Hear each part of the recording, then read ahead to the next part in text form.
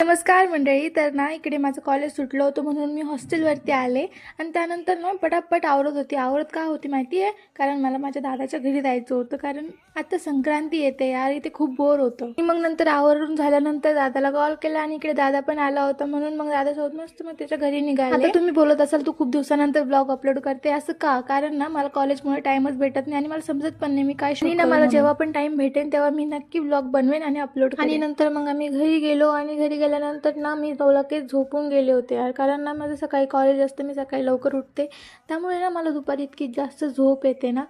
आणि नंतर मग झोपेतून उठल्यानंतर मी मस्त चहा घेतला.